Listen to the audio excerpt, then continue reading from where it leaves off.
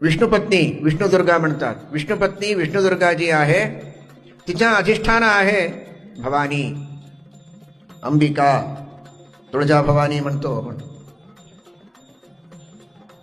अंबा भवानी, तुळजा भवानी, जगदंबा म्हणतात ना. त्या जगदंबेमध्ये दुर्गा, अंबा भवानीमध्ये विष्णुदुर्गा आहे. विष्णुदुर्गामध्ये साक्षात विष्णू परमात्मा आहे. तो परमात्मा आपल्या प्रार्थनेनुसार आपल्यामध्ये असलेल्या तमोगुणाच्या निवारण करून उद्धार करतो. म्हणून आता तुम्ही सांगितल्याप्रमाणे काय केली अंबा? धारासुर त्याचा वध करून सीमेवर थांबली. म्हणून असा श्लोक आपण करू शकतो. अध्यास्ते यातु सीमानम, सीमेवर जी थांबते. अध्यास्ते यातु सीमानम, काय करून?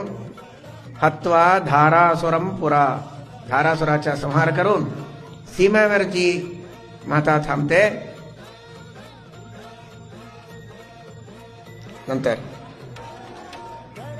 अध्यास्ते यातु सीमानम हत्वा धारासुरम पुरा तदंतर्गत दुर्गायाः, त्या अंबा भवानीमध्ये अंतर्यामिनी होऊन असणाऱ्या विष्णुदुर्गेच्या कृपेनं तदंतर्गत दुर्गायाः कृपया वेतु मे तमः, वेतु याचा अर्थ आहे दूर होऊ दे. मे तमः, माझ्या हृदयामध्ये असणाऱ्या तमोगुणाच्या निवारण होऊ दे. म्हणून आपण देवीला, देवीच्या अंतर्गत दुर्गा विष्णुदुर्गेला प्रार्थना करूया. तमोगुणाचा निवारण झालं तर आपल्यामध्ये सत्वगुणाचा उन्नाह होतो. सत्वगुणाचा उन्नाह झाल्यावर शुद्ध असे ज्ञान मिळते आपल्याला.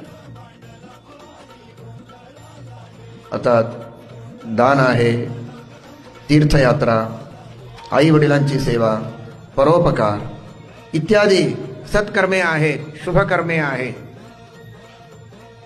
याचा उद्देश काय आहे? सत्कर्माने अंतःकरण शुद्धी होते, मनामध्ये असलेले दोष दूर होतात.